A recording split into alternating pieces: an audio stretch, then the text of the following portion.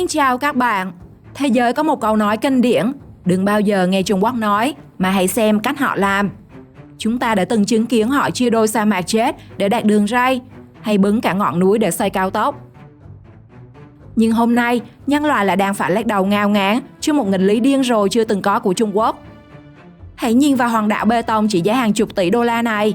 Nó được dựng lên từ giữa lòng biển sâu. Hàng trăm tòa tháp nguy nga mọc lên như nấm, đủ sức chứa cho cả một quốc gia thu nhỏ. Nhưng khi ánh hoàng hôn buông xuống, tất cả chỉ là một màu đen kịt. Không ánh đèn, không tiếng còi xe, không bóng dáng trẻ em. Trung Quốc đã đổ hàng tấn tiền, dốc cạn tài nguyên vào một công trình được kỳ vọng trở thành Dubai phương Đông để rồi bỏ phí. Chuyện gì đã xảy ra với những bộ óc thiên tài của siêu cường xây dựng này? Phải chăng phía sau những siêu dự án xây dựng là một canh bạc bất động sản lỗi hẹn? Hôm nay, chúng ta hãy cùng bóc tách sự thật chấn động đằng sau 5 đô thị ma hoang phí đến mức điên rồ nhất tại Trung Quốc nhé.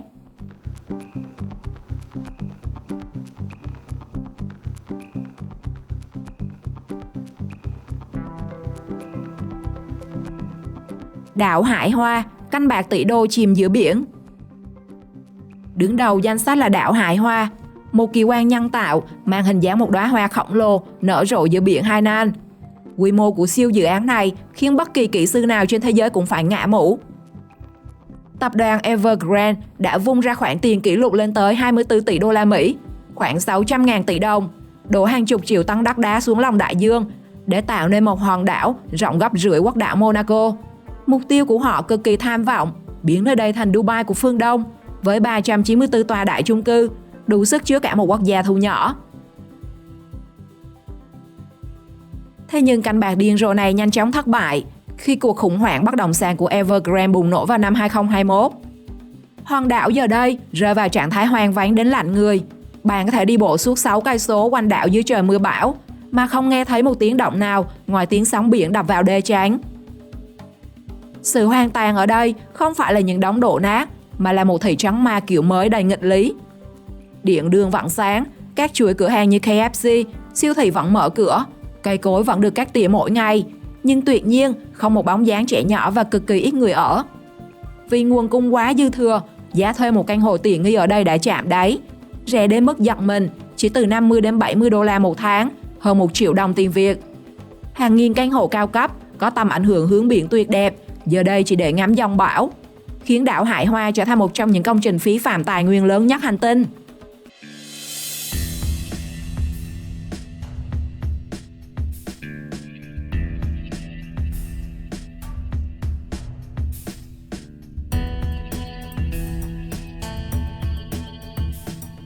Odot Kambasi, giấc mơ xa hoa chôn vùi trong cát.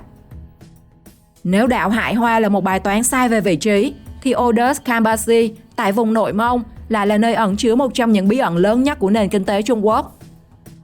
Câu chuyện bắt đầu từ những năm 2000, vùng đất Odot bất ngờ trở thành một trong những nơi giàu nhất Trung Quốc khi người ta phát hiện trữ lượng than đá khổng lồ dưới lòng đất, chiếm gần 1/6 tổng trữ lượng của cả nước. Tiền từ các mỏ than đổ về như thác lũ. Chỉ trong vài năm, những người tranh cưu ngày nào đã trở thành triệu phú, thậm chí là tỷ phú. Trong cơn say chiến thắng ấy, một kế hoạch trị giá hàng tỷ đô la được khởi động. Giữa sa mạc cằn cỗi, người ta quyết định xây dựng Kambasi, một siêu đô thị tương lai với những đại lộ rộng mênh mông, quảng trường khổng lồ, bảo tàng hiện đại và hàng trăm tòa nhà cao tầng đủ sức chứa 1 triệu cư dân. Khi ấy người ta tin giá đất sẽ tiếp tục tăng, nên các công ty bất động sản vay tiền bất chấp từ hệ thống tín dụng ngầm với mức lãi suất khủng khiếp, có nơi lên tới 30 đến 40% mỗi năm. Họ không xây dựng dựa trên nhu cầu thực tế mà dựa trên niềm tin. Năm 2012, khi cơn sốt than đá đột ngột hạ nhiệt, dòng tiền từng nuôi sống cả thành phố bỗng nhiên cạn kiệt, giá bất động sản lao dốc, các khoản vay trở thành gánh nặng không thể trả nổi. Hàng loạt doanh nhân phá sản chỉ sau một đêm. Người ta bắt đầu chứng kiến những cuộc trốn chạy xuyên đêm và cả những vụ nhảy lầu bí ẩn của các giám đốc tập đoàn lớn. Điều này đã đóng băng hoàn toàn Kambasi, và rồi những đại lộ rộng tới 40 mét, những quảng trường khổng lồ, nhưng suốt một thập kỷ không một bóng xe qua lại. Các tòa nhà chọc trời đứng sừng sững như những ngôi mộ tập thể bằng bê tông, khóa chặt hàng tỷ đô la của những kẻ đầu cơ đã trắng tay sau một đêm.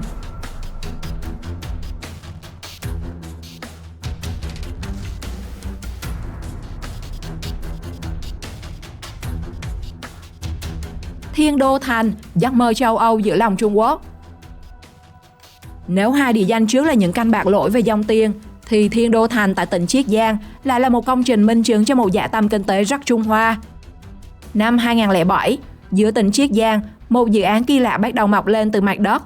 Thay vì xây dựng một khu đô thị mang bản sắc Trung Quốc, các nhà tài phiệt lại đổ hàng trăm triệu đô để làm điều táo bạo hơn nhiều. Khi sao chép gần như nguyên vẹn vẻ đẹp của Paris, những đại lộ kiểu Haussmann xuất hiện, các quảng trường rộng lớn mang dáng dấp cung điện Versailles được dựng lên, và nổi bật nhất là bản sao tháp Eiffel cao hơn 100 mét vươn lên giữa bầu trời. Như một lát cát của nước Pháp bị dịch chuyển hàng nghìn cây số sang châu Á. Đến đây, các nhà phân tích quốc tế đã đặt ra một giả thuyết. Phải chăng Bắc Kinh đang âm thầm dựng lên 7 kỳ quan thế giới ngay giữa lòng đất nước, nhằm thực hiện một chiến lược đóng cửa dòng tiền? Họ muốn người dân thỏa mãn giấc mơ phương Tây ngay nội địa, ngàn dòng máu ngoại tệ hàng tỷ đô chảy ra nước ngoài qua con đường du lịch. Thế nhưng dã tâm thiên tài đó đã biến kinh đô ánh sáng này thành một vùng đất chết vì một sai số đơn giản. Vị trí biệt lập cùng mức giá bị đẩy lên một cách phi lý đã biến Thiên đô thành thành cái bẫy không lối thoát. Người dân Trung Quốc thích ngắm Paris, nhưng họ không thích sống trong một Paris fake. Thay vì dòng người sầm uất như ảo tưởng, nơi đây giống như một phim trường khổng lồ, nơi mọi thứ đều hoàn hảo như trong ảnh quảng cáo, ngoại trừ việc gần như chẳng có ai xuất hiện trong khung hình.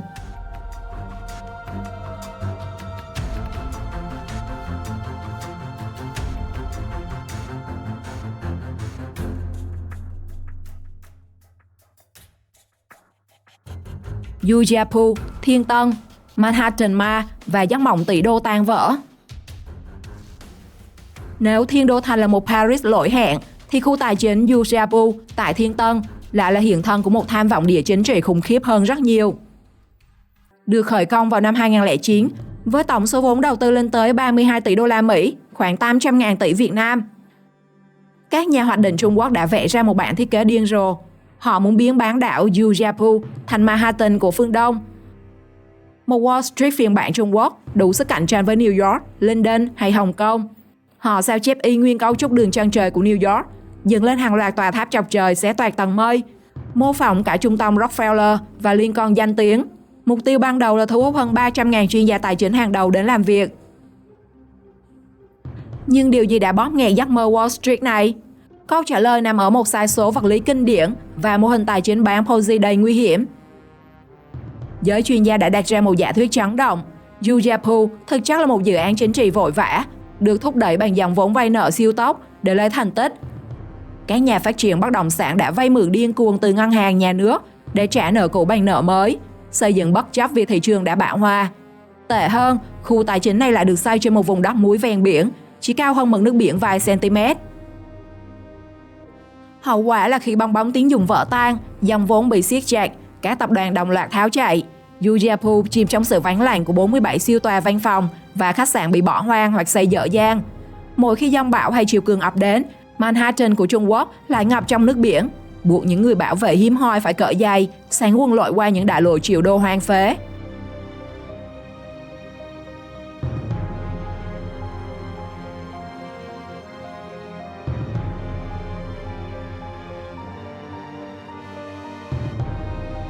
Khu biệt thự State Gas Mansion, Thẩm Dương, lâu đài của những chú bò.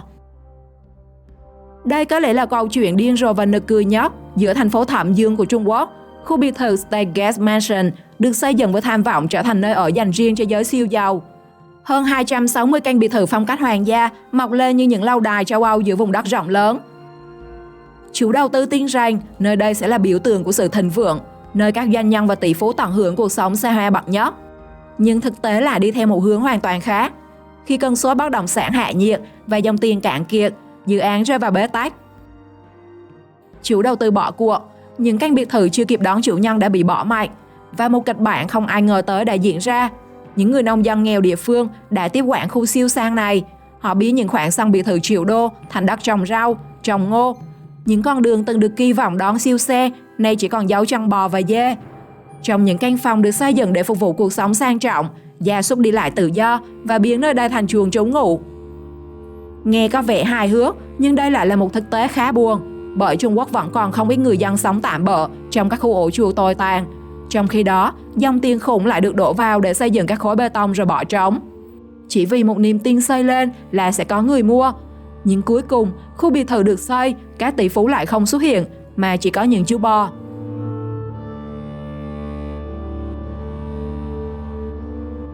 Công trình bỏ hoang nào của Trung Quốc làm bạn ấn tượng và cảm thấy điên rồ nhất? Comment câu trả lời cho mình biết trong phần bình luận nhé. Xin chào và hẹn gặp lại!